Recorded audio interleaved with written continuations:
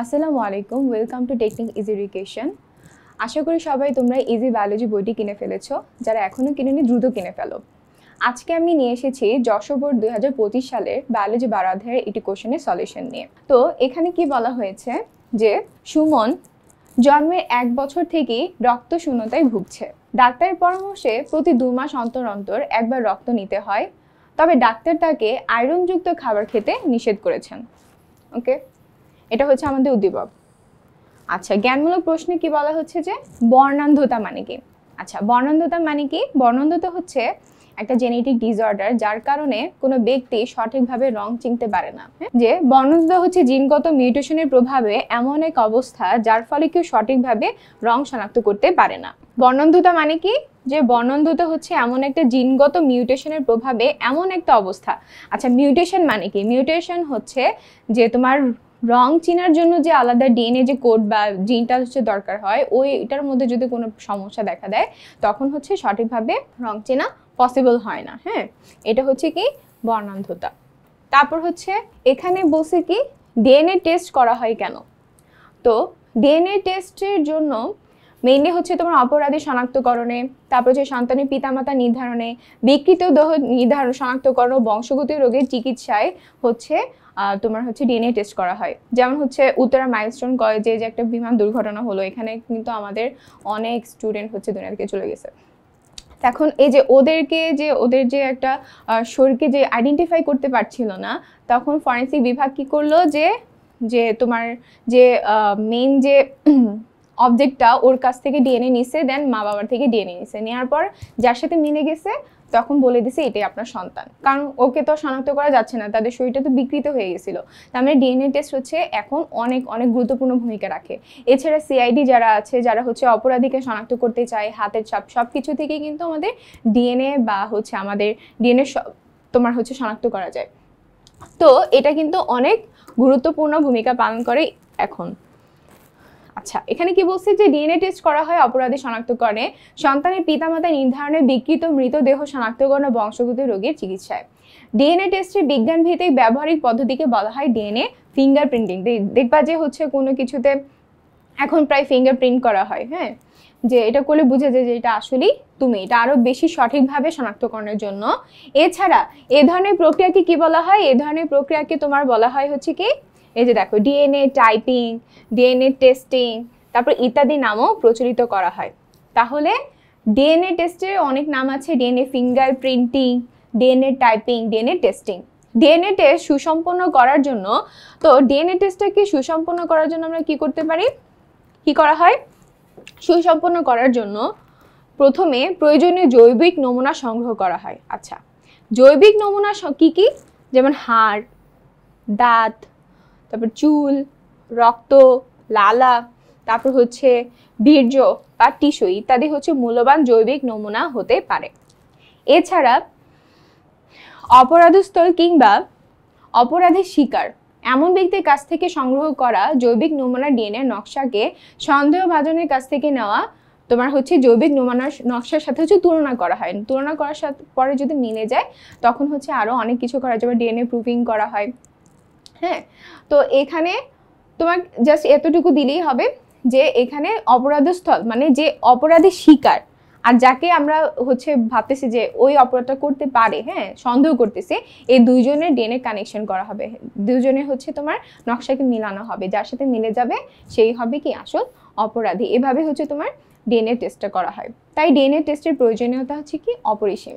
আচ্ছা, তারপর প্রশ্নে কি বলেছে যে সুমন জন্মের 1 বছর থেকেই রক্ত শূন্যতায় ভুগছে। তার মানে হচ্ছে কি ও হচ্ছে অ্যানিমিয়া হচ্ছে, ওর শরীরের মধ্যে আরবিসি তৈরি হচ্ছে না, হ্যাঁ সঠিকভাবে রেড ব্লাড সেল তৈরি হচ্ছে না, যার কারণে কি হচ্ছে না, নর্মালি হচ্ছে ধরে নাও যে আমাদের আরবিসি 120 দিন পর পর হচ্ছে নষ্ট হয়ে যায়, পরে আবার নতুন করে বোন ম্যারো থেকে অস্থি মজ্জা থেকে সেটা তৈরি হয়।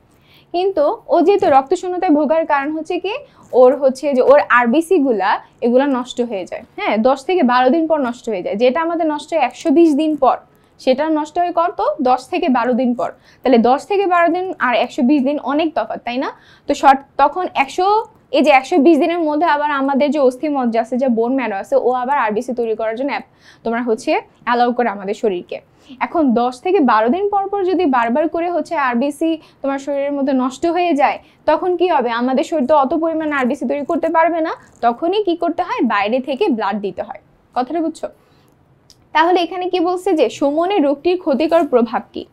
তা সুমন হচ্ছে কি রক্ত শূন্যতায় ভুগছে এখন, তবে ডাক্তার তাকে আয়রনযুক্ত খাবার খেতে নিষেধ করেছে। আসো দেখি, বলছে যে উদ্দীপকের সুমন থ্যালাসেমিয়া রোগে আক্রান্ত। আচ্ছা, থ্যালাসেমিয়া হচ্ছে কি লোহিত রক্তকণিকার মধ্যে যদি সমস্যা হয়, মানে আরবিসি, হ্যাঁ, আরবিসিতে যদি কোনো প্রবলেম হয় তখন এই রোগ দেখা দেয়। তো এই রোগ দেখা দিলে কি হবে? রক্ত ছাড়া তো আমাদের শরীর চলবে না, তাই না? এখন এই থ্যালাসেমিয়া যদি হয়, রক্ত যদি শরীর তৈরি না হয়, তো রক্তে আমাদের শরীর অন্যান্য ফাংশনগুলো হবে কিভাবে? তো এই যে সুমন, ও হচ্ছে থ্যালাসেমিয়া রোগে আক্রান্ত এবং এর প্রভাব অনেক ক্ষতিকর, হ্যাঁ, এর অনেক ভয়ঙ্কর তোমার হচ্ছে প্রভাব আছে। যেমন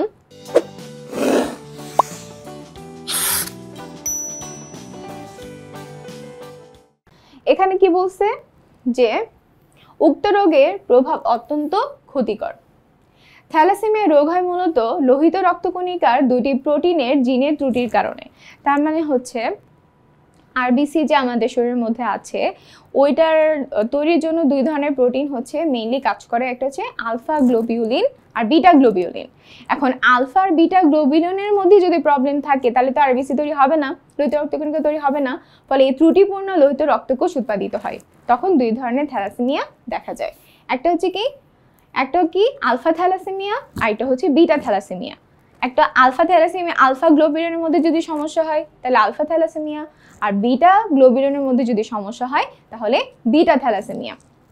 ওকে, তার মানে আমি বলতে পারি যে থ্যালাসেমিয়া যে দুই ধরনের আছে, একটা হচ্ছে তোমার কোন প্রোটিনের মধ্যে প্রবলেম হচ্ছে ওইটার উপর ডিপেন্ড করে দুই ধরনের, এবং মা বাবা কার থেকে আসতেছে সেটার উপর ডিপেন্ড করে দুই ধরনের। ঠিক আছে? তো এখানে কি বলছে? এখানে বলছে যে আরবিসির মধ্যে যে দুই ধরনের থ্যালাসেমিয়া দেখা যায়। আলফা থ্যালাসেমিয়া রোগ তখনই হয় যখন আলফা গ্লোবিউলিন তৈরি জিন অনুপস্থিত থাকবে কিংবা পরিবর্তিত হয়। তার মানে হচ্ছে আমাদের আরবিসির মধ্যে আলফা গ্লোবিউলিনের মধ্যে যদি কোনো প্রবলেম দেখা দেয়, তখন হচ্ছে যে থ্যালাসেমিয়া হবে সেটা হবে কি আলফা থ্যালাসেমিয়া। তাহলে একইভাবে যদি বিটা থ্যালাসেমিয়ার মধ্যে সমস্যা দেখা দেয়, তাহলে সেটা কি হবে? Beta thalassemia. এবং বিটা থ্যালাসেমিয়াকে অনেক সময় কুলির থ্যালাসেমিয়াও বলা হয়। থ্যালাসেমিয়া যেহেতু জিন নষ্টের কারণে হয়ে থাকে, সেহেতু জিন প্রকৌশলের মাধ্যমে, হ্যাঁ, জিন প্রকৌশলের মাধ্যমে আমরা কি বলতে পারি যে জিন প্রকৌশলের মাধ্যমে কিন্তু আমরা এই সমস্যাটা সমাধান করে ফেলতে পারি। তো কি বলবো এখন, থ্যালাসেমিয়া যেহেতু জিন নষ্টের কারণে হয়ে থাকে এবং সেহেতু জিন প্রকৌশল অর্থাৎ জিন প্রতিস্থাপন, হ্যাঁ, জিনের মধ্যে যদি যেহেতু জিনের মধ্যে সমস্যা, এখন ওই সমস্যাটা যদি সমাধান করা যায় তাহলে কিন্তু এই প্রবলেম থেকে বের হওয়া যাবে বা এই সমস্যা থেকে মুক্তি পাওয়া যাবে। বলছে যে জিন প্রতিস্থাপন বা পরিবর্তনের মাধ্যমে থ্যালাসেমিয়া রোগের হাত থেকে মুক্তি পাওয়া যেতে পারে।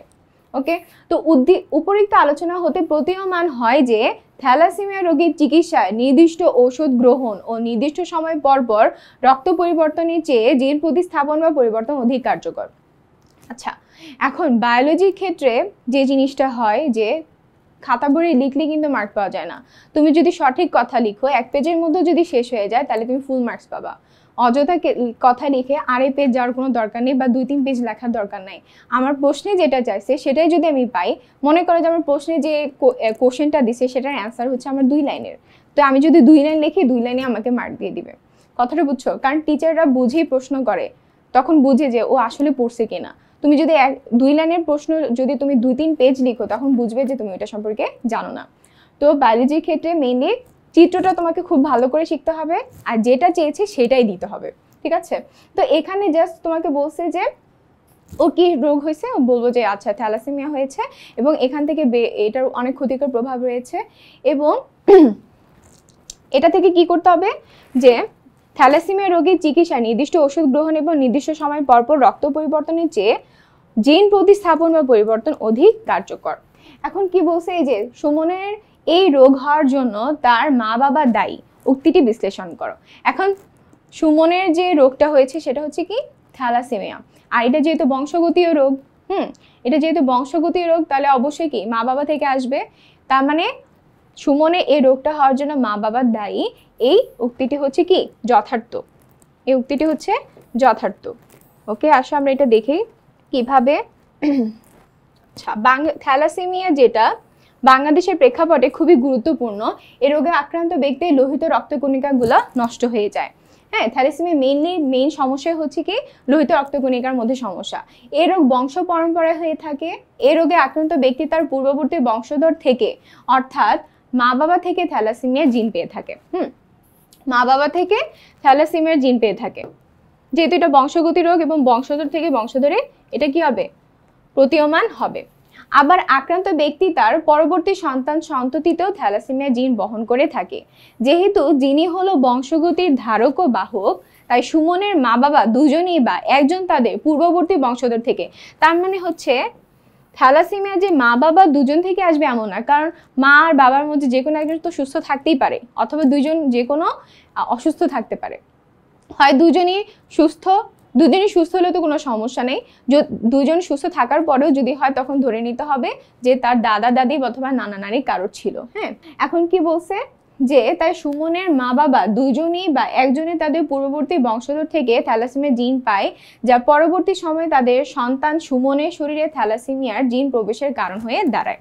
ঠিক আছে, আচ্ছা, তার মানে হচ্ছে থ্যালাসেমিয়া যেমন দুই ধরনের বলেছিলাম, একটা হচ্ছে তোমার আরবিসির মধ্যে দুই ধরনের প্রোটিন থাকে, একটা হচ্ছে তোমার যেটার জন্য দায়ী, একটা হচ্ছে আলফা গ্লোবিউলিন, একটা হচ্ছে বিটা গ্লোবিউলিন। হ্যাঁ, তো ওদের কারণে যেটা হয়, একটা হচ্ছে আলফা গ্লোবিউলিনের মধ্যে সমস্যা হলে হবে আলফা থ্যালাসেমিয়া, আর বিটা গ্লোবিউলিনের মধ্যে প্রবলেম হলে হবে বিটা থ্যালাসেমিয়া।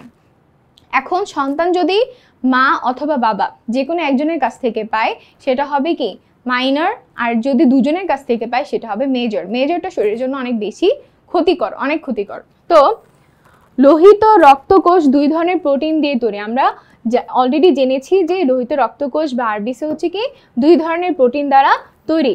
হ্যাঁ, একটা হচ্ছে কি আলফা গ্লোবিউলিন এবং আরেকটা হচ্ছে বিটা গ্লোবিউলিন। থ্যালাসেমিয়া হয় লোহিত রক্তকোষে দুটি প্রোটিনের জিন নষ্ট থাকার কারণে, যার ফলে ত্রুটিপূর্ণ লোহিত রক্তকোষ উৎপাদিত হয়। এই যে দুটি প্রোটিন, কোন দুটি প্রোটিন? আলফা গ্লোবিউলিন ও বিটা গ্লোবিউলিন। এই দুই ধরনের জিনের সমস্যার জন্য দুই ধরনের থ্যালাসেমিয়া দেখা যায়, একটা হচ্ছে আলফা থ্যালাসেমিয়া, আরেকটা হচ্ছে বিটা থ্যালাসেমিয়া। আলফা থ্যালাসেমিয়া রোগ তখনই হয় যখন আলফা গ্লোবিউলিন তৈরির জিন অনুপস্থিত থাকে কিংবা ত্রুটিপূর্ণ হয়। আচ্ছা, এখন এই ধরনের রোগের বিস্তারটা কোথায় কোথায় হয়? যেমন দক্ষিণ পূর্ব এশিয়া, তারপর হচ্ছে মধ্যপ্রাচ্য, চীন ও আফ্রিকার জনগণের মাঝে এটি অনেক দেখা যায়। এবং একইভাবে যদি আমি বলি, একইভাবে বিটা থ্যালাসেমিয়া তখনই হয় যখন বিটার কি হয়, তোমার বিটার গ্লোবিউলিনের উৎপাদনে কি হয়, ব্যাহত হয়। ঠিক আছে, এখন তাহলে আমরা বলতে পারি কি যে উপরে আলোচনা থেকে এটাই প্রতীয়মান হয় যে সুমনের থ্যালাসেমিয়া রোগ হওয়ার জন্য কি বাবা মা উভয় দায়ী। আশা করি তোমরা এই প্রশ্নের উত্তরটি বুঝতে পেরেছো। আমার পরবর্তী কোশ্চেন অ্যান্সার জানার জন্য কিউআর কোডটি অবশ্যই স্ক্যান করবে এবং আমাদের পাশে থাকার জন্য ধন্যবাদ। আসসালামু আলাইকুম।